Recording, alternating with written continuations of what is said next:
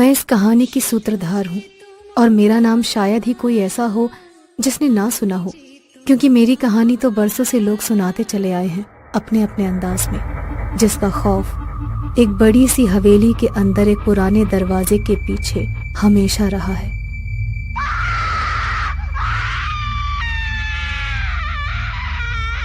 पर मैं हमेशा से ऐसी नहीं थी।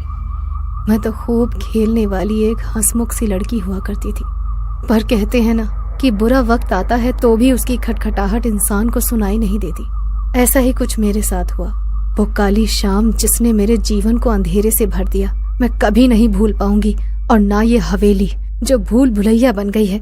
मंजू अपने प्रेमी रविंद्र के साथ हवेली से दूर एक शांत वातावरण में एक घने पेड़ के नीचे सुनहरी शाम बिता रही है। रविंद्र के हाथों में किताब है और खुद रविंद्र भी उस किताब में डूबा हुआ है। मंजू रविंद्र को घूरती हुई कहती है, प्रेमिका पास में है पर फिर भी किताब को अपनी प्रेमिका बनाए बैठे हो और उसी में डूब गए हो, फिर मेरा यहाँ क्या काम है भला? मंजू, जैसे तुझे नृत्य में इतनी दिलचस्पी है वैसे ही मुझे किताबों में। अच्छा मुझे बताओ कि क्या नृत्य करते समय तुम्हें तिनका भर भी मेरा ख्याल आता है क्या? मंजू नाव में सिर हिलाती हुई हंस पड़ती है। रविंद्र उसे नजरअंदाज करके वापस किताब में डूब जाता है कि तभी मंजू उठकर रविंद्र के सामने अपना मनोहर नृत्य करने लग जाती है और रविंद्र प्रेम निगाहों से मंजू को देखने लग जाता है। रविंद्र मंजू के नृत्य में खोया होता है कि तभी सहसा ऊपर आकाश में काले बादल छाने लग जाते हैं और धीरे धीरे पूरा आकाश गहरे काले रंग से ढक जाता है। बादलों के बीच से बिजली का कड़कना ऐसा लग रहा था मानो कोई गहरा संकट उभर कर आने वाला हो, और ठीक वैसा ही हुआ। महल से एक दासी नंगे पैर दौड़ते हुए मेरे पास आई और किसी बाबा के आने की खबर की और कहा, रानी जी बुलावा आया है, आप महल में वापस चले। कोई तपस्वी बाबा हैं जिनके लिए राजमाता चाहती हैं कि आप उनके दर्शन का सौभाग्य प्राप्त करें। ऐसा क्यों भला? और अभी तो हम रविंद्र के साथ है ना, और ऐसा क्या है उनमें जो हम उनके दर्शन करें? पता नहीं रानी जी, पर वो दिखने में बड़े ही भयानक से हैं। उनको देखो तो मानो ऐसा लगता है जैसे पूरे शरीर पर राख मल रखी हो। मंजू रविंद्र की ओर देखती है। रविंद्र मंजू को दासी के साथ जाते हुए देखता है। मंजू दासी के साथ महल में प्रवेश करती है। एक अतिथि का सत्कार कैसे करना चाहिए ये बात मंजू अच्छी तरह जानती थी, इसलिए मंजू ने बाबा को अपने हाथों से भोजन परोसा और स्वादिष्ट जलपान कराया। भोजन ग्रहण करते करते बाबा के मुख से चावल के कुछ दाने छूटकर फर्श पर गिरने लगे, तो वो उन्हें भी बटोर बटोर कर खाने लगे और फिर पूरा मुंह खोलकर पानी पीने लगे। मंजू को ये सब देखकर बड़ा अटपटा लगा, पर वो मुंह बांधे बैठी रही। थोड़ी देर बाद जब बाबा खाकर उठने लगे तो मंजू उन्हें रोककर विनती की, तपस्वी बाबा, आप यदि यहाँ से ऐसे ही चले गए तो ये मेरा अपमान होगा। मैं अपने नृत्य से आपका मनोरंजन करना चाहती हूँ, इसीलिए आपसे निवेदन है कि थोड़ी देर रुककर मेरा नृत्य देखें और उसके पश्चात ही आप यहाँ से जाएं। मंजू के मन में एक ही बात चल रही थी, तेरी वजह से मुझे रविंदर से अलग होना पड़ा। अब देख कैसे अपने नृत्य से तेरा मजाक बनाती हूँ। बाबा मंजू के मन में चल रही बात भाप गए। अनहोनी रोकने के लिए वो वहां से जाने लगे, पर मंजू ने नृत्य आरंभ कर उनका रास्ता रोक लिया। मंजू नृत्य करती जा रही थी और नृत्य करते करते वो बाबा के चारों ओर घूमने लगी। बीच बीच में वो फर्श को छूती और अपनी उंगलियां फर्श पर दबाकर उन्हें वापस अपने होठों से लगा लेती। यह देखकर बाबा को इतना क्रोध आया कि वे चिल्ला उठे, दुष्ट अभद्र लड़की, एक तपस्वी से कैसे पेश आते हैं तुझे ये तक किसी ने बताया नहीं। आरंभ में तो तूने अपने व्यवहार से मेरा हृदय प्रफुल्लित किया था, परंतु मेरे भोजन खाने के तरीके को लेकर तूने मेरा इतना घोर अपमान किया, वो भी अपने नृत्य नाटक के जरिए। मंजू भयभीत होकर पीछे हटने लगती है।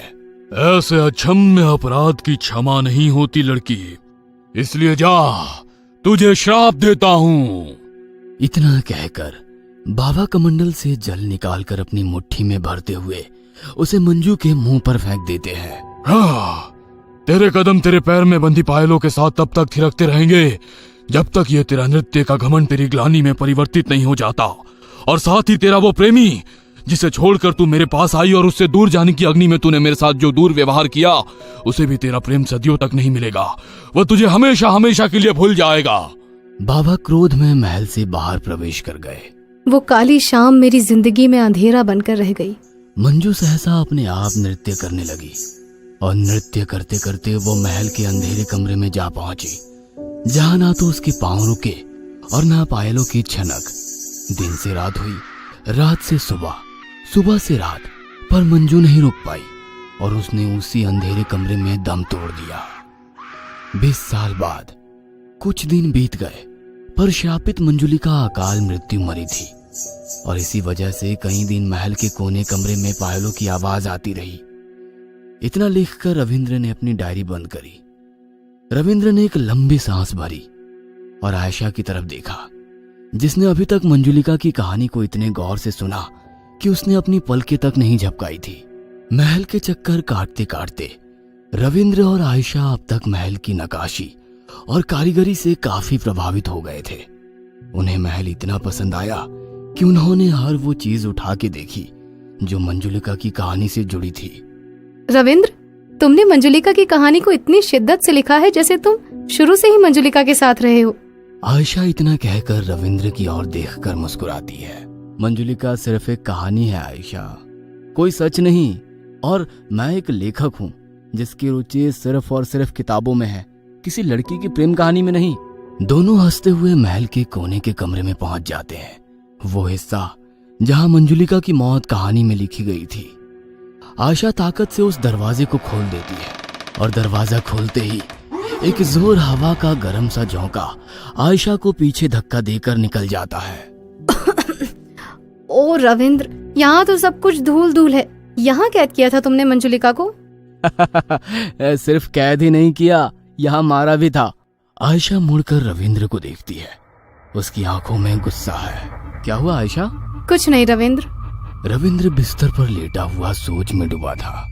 कभी कभी हमारे लिखे किस्से, हमारी लिखी कहानियां सिर्फ हम तक सीमित नहीं रह जाती और कोई कहानी कभी झूठ नहीं होती। और अचानक रविंद्र का ध्यान टूटता है और उसे एहसास होता है कि आयशा उसके पास नहीं है।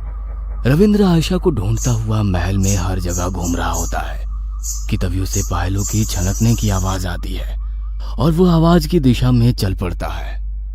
रविंद्र छत पर पहुंचता है तो उसकी आंखें फटी की फटी रह जाती है।